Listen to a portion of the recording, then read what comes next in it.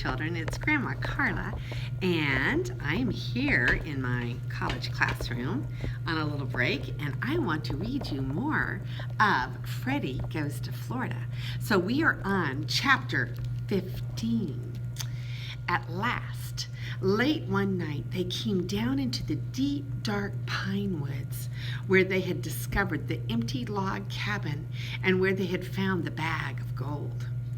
Although the moon was shining brightly, it was very gloomy in the woods, and they were walking slowly and not talking very much because they were thinking how they were going to carry the gold back in the carriage and how glad Mr. Bean would be when he saw it.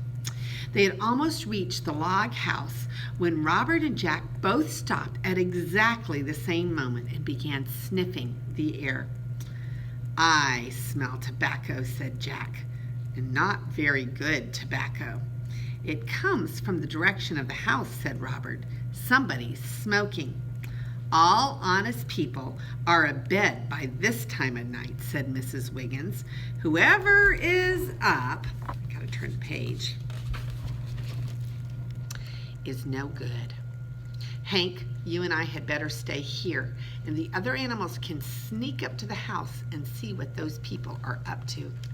So Freddy and Robert and Jack and Jinx went very quietly up to the house, and as soon as they got near it, they saw that there was a light in the window.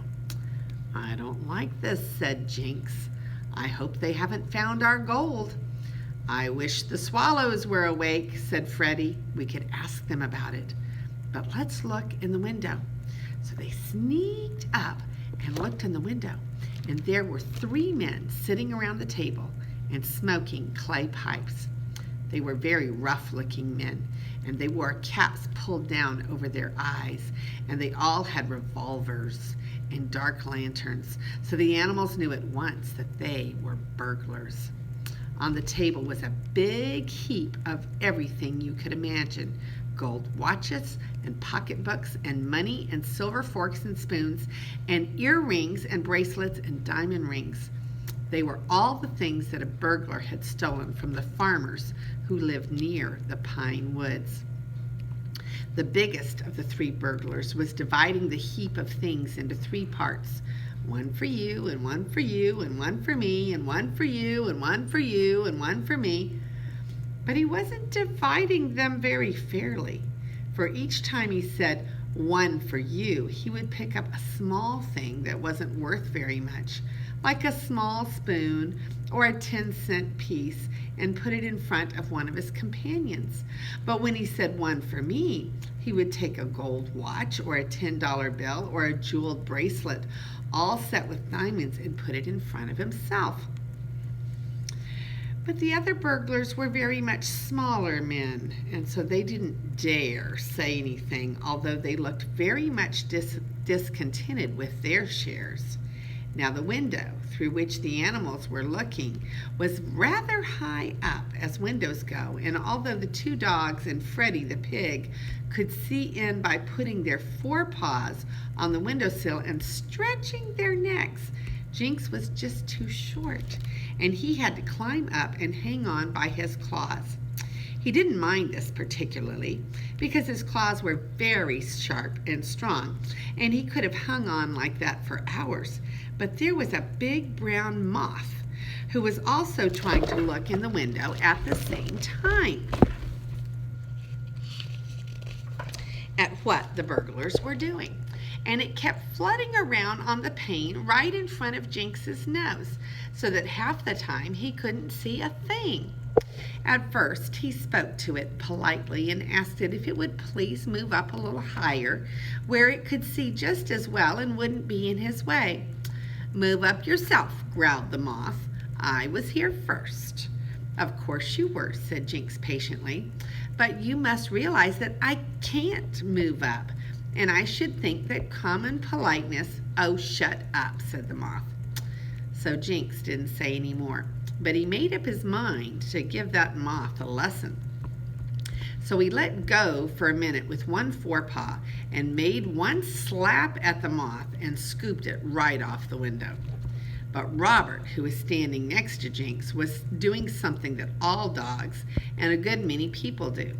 When anything surprised or interested him very much, he opened his eyes very wide. And when his eyes opened, his mouth seemed to open too. So he was standing with his mouth wide open, staring at the burglars. And when Jinx hit the big brown moth with his paw, he knocked it straight down Robert's throat. "Arg!" said Robert. "Woof! What's that?" said all the burglars at once. And they jumped up and bent over the table to blow out the lamp. But as they all bent over at exactly the same time, the three heads came together in the middle and crack! And then the light was out and the animals couldn't see anymore, but they could hear the burglars rubbing their bumped heads and groaning. For quite a long while the animals waited for something to happen, but nothing did. The burglars were evidently badly scared. They seemed to be whispering together, and at last Jinx said, "I'm going in to see what they're doing. I noticed when we came up to the house that the door was open a little way, and I think I can get in." So he went around to the door, and sure enough, it was open a crack, and he made himself narrow, as cats can, and slipped in. It was so dark inside that the burglars could not see anything at all, but Jinx could see quite plainly. Cats can see in the dark. And he jumped up onto the mantelpiece to be out of the way, and he sat down. The two small burglars, whose names were Ed and Bill, were in a corner, trying to open one of the dark lanterns so that they could light it. But as they never used the lanterns, but only carried them to show that they were burglars, they didn't know how to open it. The big burglar, whose name was Percy, was standing on the table on which were the 3 piles of stolen things that he had been dividing up, and he was feeling with his fingers in the other piles and taking out the biggest things and putting them in his own pile. But he couldn't see what he was doing, and pretty soon he knocked a watch and an emerald necklace off on the floor. At the sound, Ed and Bill stared up. "What are you doing over there, Percy?" Bill whispered hoarsely. And Ed said, "He's after them jewels." "Oh, I am not," said Percy. "I was just feeling for the matches." "Oh, you was you?" said Ed. "Well, you just come over here and give us a hand with this lantern." So Percy hastily stuffed a handful of $10 bills into his pocket and came over to them. "Why don't you light a lamp?" he asked. "We're perfectly safe. That noise wasn't anything." "Maybe so," said Bill, "but I'm going to have a look around with the lantern first. Here, see if you can get it open." They were all standing close to the fireplace, and as Percy took the lantern, Jinx, who never could resist a joke, reached out and dug his claws into his shoulder. "Ouch!" yelled Percy, dropping the lantern with a crash. "What do you mean, sticking pins in me like that?" And he struck out with his fist in the darkness and hit Bill square on the nose. Bill had just been going to say, "I didn't touch you, silly," but when that hard fist hit him, he changed his mind, and he flew at Percy. And in a second, they were rolling on the floor and clawing and kicking and pulling each other's hair like wild cats. They rolled toward the table, and Ed, who was afraid that they would knock it over and spill all the money and the jewelry on the floor, took a match from his pocket and scratched it on the mantelpiece just under where Jinx was sitting, doubled up with laughter at the commotion he had caused. The match flamed up, and by its light, Ed saw Jinx. Now, if you are a rather timid burglar and you light a match in a dark room and see a cat that is half black and half red, for Jinx had been dipped in the paint pot, you remember. If you see such a cat grinning at you within an inch of your nose, you will probably do exactly what Ed did. He dropped his match and yelled out an awful yell. And when he yelled, Bill and Percy stopped fighting and sat up. "What's the matter?" they asked. "There's a red and black cat sitting on the mantelpiece and grinning at me," said Ed in a scared voice. Fiddlesticks, said Percy and Bill. Nonsense. And then they too lit a match, and he was nearly near the window as he did so, and there was Freddy the pig with his nose against the glass, staring in for all that he was worth to see what was going on inside. Then it was Bill's turn to drop his match and yell, "A pig with spectacles on is looking at us through the window." For of course Freddy still had the circles around his eyes that Jinx had painted there. "Fiddlesticks," said Percy again, but he didn't say it quite as loud, and Bill and Ed didn't say anything. There was silence for a few moments, while the three burglars tried to get up enough courage to light another match. Then through the silence came the faint sounds of wheels on the road outside. "Listen," whispered Percy, "somebody's coming. I'm going out to have a look. It won't be black and red cats and pigs with glasses on anyway," and he slipped silently outside the door. The other two burglars tiptoed to the door and peered out after him, and although it was bright moonlight outside, the trees were so thick around the house that they could not see the road. And then, as they waited, came a terrible yell, and it was 3 times as loud as Ed's yell and Bill's yell put together. And they heard footsteps running, and Percy dashed up to the door, his eyes nearly starting out of his head in fright.